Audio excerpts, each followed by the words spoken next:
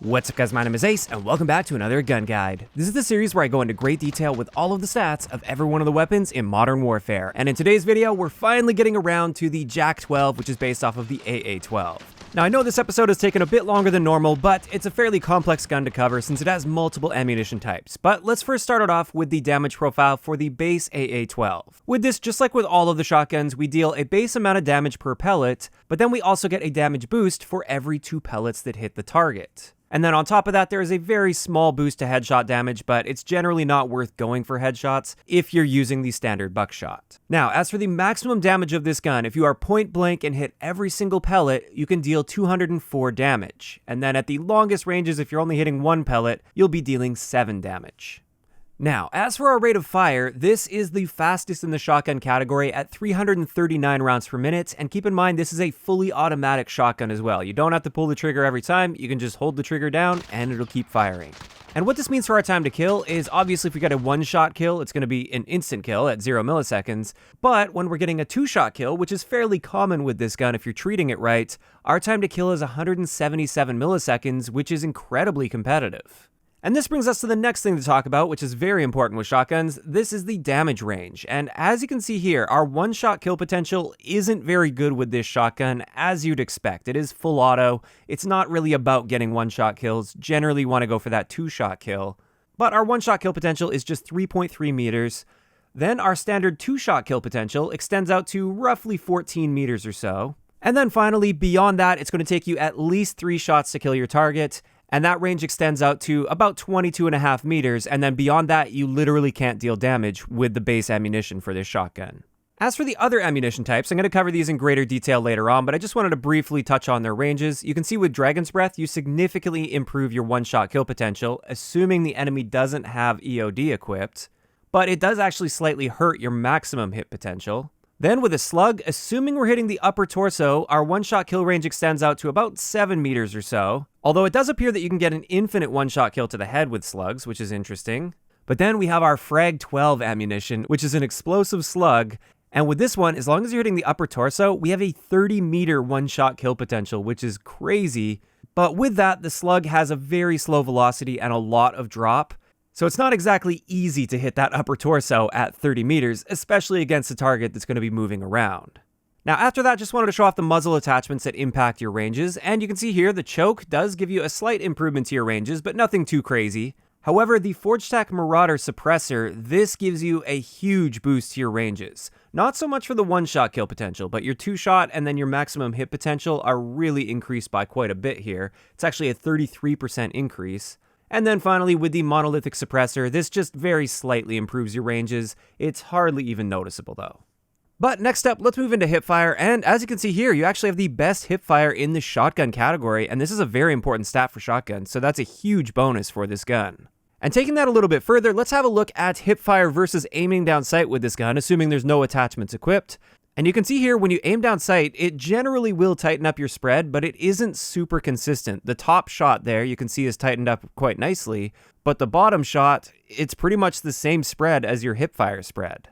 So yeah, generally without attachments, you're better off just hip-firing with this gun, especially since you should be up close and personal anyway. Speaking of aim down sight, our aim down sight time is 350 milliseconds, which is a little bit on the slow side, so again, you don't really need to aim down sight unless you're using a slug of some sort. But I should also point out our sprint out times are a bit on the slow side too, at 334 milliseconds for our standard sprint out time and 467 milliseconds for our tactical sprint out time. And this is where I wanted to mention, this might seem like a longer sprint out time, and I think this is due to the fact that my sprint out times are also measuring the built-in open bolt delay with this gun. And that is a big deal with this shotgun. It's something you'll probably notice as you're using it. The gun doesn't go off the moment you pull the trigger. There is a bit of a delay there, and it is a noticeable delay as well. And this can often screw you over. So you've really got to be on top of things when it comes to this gun to make sure you're firing as soon as you possibly can, because you do have to deal with that delay.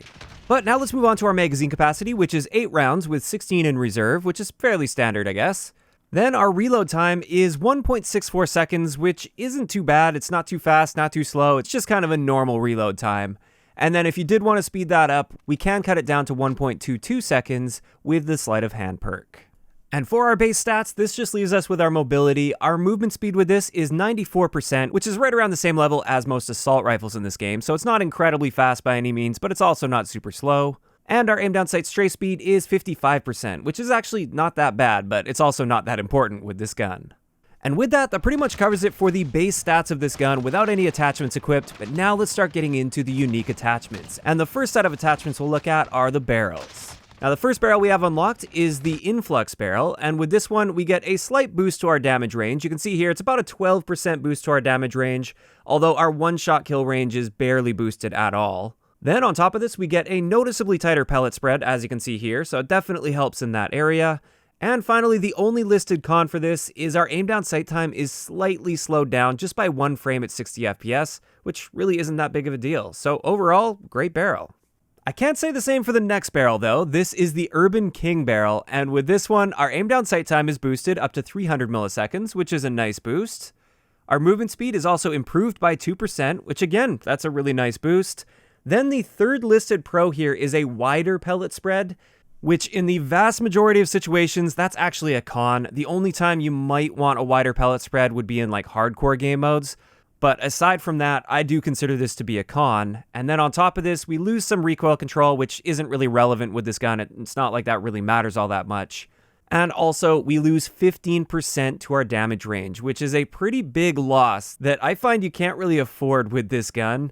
And therefore, I would recommend generally staying clear of this barrel. Really, the only useful upside that this barrel has is that 2% increase to our movement speed. Everything else is either not super relevant or it's actually hurting your gun. But finally for barrels, we have one more, and this is the Torrent barrel. And with this one, we get a 20% boost to our damage range, which is awesome. That's a really nice boost. We also get significantly tighter pellet spread, and it's much more consistent as well, and this is a very noticeable change. And these great upsides come at the cost of a slower aim down sight time, so it's now 400 milliseconds, which is noticeably slower. And then also, our overall movement speed is reduced by 4%, which is a pretty big reduction. You're definitely going to notice yourself moving slower with this barrel, but at least this one has some great upsides to go along with those downsides. So overall, definitely can be a great barrel. You just have to be aware of those downsides as well. And that wraps it up for the barrels for this gun. Now let's move into a couple of the muzzle attachments that will be very attractive for this gun. The first one is the choke, which we looked at a little bit earlier. You get about a 10% boost to your damage ranges. Also, our pellet spread gets nice and consistent and tight with the choke. It's super, super consistent here. I think this is actually the single best attachment for tightening up your aim down sight spread. And the only downside to using this is it very slightly slows down your aim down sight speed only by 1 frame at 60 FPS, which is hardly even noticeable. So you might be thinking right there's no reason not to use the choke. However, there is one reason, and that is the Forged Tack Marauder. This is a suppressor that, like I said earlier, increases your damage ranges by about 33%, which is the biggest boost you can get from a single attachment to your damage ranges. Then it also tightens up your pellet spread, not quite as nicely as the choke, but it definitely does do a good enough job with that. And it's also a suppressor, so it keeps you off the radar. The cons for using this though is first up, our aim down sight time is slowed down to 400 milliseconds, so that's quite noticeably slower than the choke. And also our aim walking steadiness is worse, but that is kind of irrelevant for this gun, so I wouldn't even worry about that at all. Overall though, I have done pretty extensive testing with both the choke and the Forged Tack Marauder, and even though you get a tighter pellet spread with the choke, the Marauder is simply more effective at longer ranges. So there's really no reason not to be using this Marauder. You should have this on every single one of your classes, in my opinion. But next up for attachments, let's get into the extended mags. The first one we have access to is the 20-round drum mag, and with this one, it says it reduces your aim down sight speed and it hurts your movement speed as well. However, based on my tests, at 60 FPS, there is no measurable change to your aim down sight time, so you really don't have to worry about that. However, it does reduce your movement speed by about 3%. Overall, I would say it's generally worth it to go for this, since you are going to be burning through those 8-round mags pretty quickly. As for the really big magazines though, we also have the 32-round drum mag, and with this one, it does actually slow your aim down sight time down quite significantly by 5 frames at 60 FPS. That's a huge decrease to your aim down sight speed. And even worse than that, your movement speed is decreased by 10%. So you're actually going to be moving noticeably slower than all of the LMGs in this game if you use the 32-round drum magazine. And therefore, there's really no reason to be using this at all. It is so overkill. The 20-round magazine is way more than enough. Plus, it doesn't have nearly as many downsides to it, so if you want a higher capacity magazine, just go with the 20 round mag. The 32 round is completely overkill. And now that we have that out of the way, let's get into the different ammunition types. And we've got slugs, we've got Dragon's Breath, and we've got the JAK-12 explosive slugs. So let's start it off with the Dragon's Breath. Dragon's Breath, like I said earlier, it definitely improves your one-shot kill potential in core game modes as long as the enemy's not using EOD, and it slightly hurts your overall damage range. There's not too much else to say about it for regular multiplayer. It's definitely very effective against non-EOD users, but EOD is a pretty good counter to it. The big question you're probably wondering about, though, is Warzone. How effective is Dragon's Breath in Warzone on this gun? Because with many other shotguns, Dragon's Breath is incredibly effective. However, with the AA-12, they've actually been pretty smart about this. They clamp the amount of damage you get with these Dragon's Breath rounds, so if you are challenging somebody that has full armor, the Dragon's Breath rounds don't actually help you, or at least not by a noticeable amount. You're better off with just the standard buckshot and like a 20 round magazine rather than trying to use these Dragon's Breath rounds. So I just straight up wouldn't recommend them for Warzone, but they're not bad for multiplayer. As for these standard slugs, like I said, we get a one-shot kill range to the upper torso out to about 7 meters or so, which isn't very good, really, especially considering you now have to be precise with your shot instead of just hip-firing them. However, you do gain that ability to get a one-shot kill to the head at any range. It's just not easy doing that. To be honest, I think this is one of the worst slug shotguns that you can use in this game, and I just wouldn't recommend using the standard slugs at all. I think if you really want to use slugs, you've got to go for those JAK-12 explosive rounds. So let's get into those ones. And with this, like I said, you get a 30-meter one-shot kill to the upper torso, which is awesome. And keep in mind, if you're hitting a direct impact with these explosive rounds, it completely ignores the EOD perk. So EOD won't protect you from that at all on a direct impact. And that's really what you should be aiming for, are those direct impacts. Now, you do of course have to be aware of the fact that the velocity is very slow, and there's a decent amount of bullet drop, so that's really going to hold you back, and it is more of a niche thing to sort of mess around with for fun. I wouldn't consider this to be a super effective way to run the shotgun, but it's enjoyable to mess around with that. Now, when it comes to the splash damage of this, assuming you don't get that direct impact, maybe you hit a wall next to an enemy character, or you shoot right at their feet with this explosive slug, it turns out this splash damage is like next to nothing. It would take you so many shots to kill, even if they don't have EOD, that it's just not even viable. So even though these sound cool and they technically explode, I would treat them more like a traditional slug and really make sure you try and get those direct impact kills.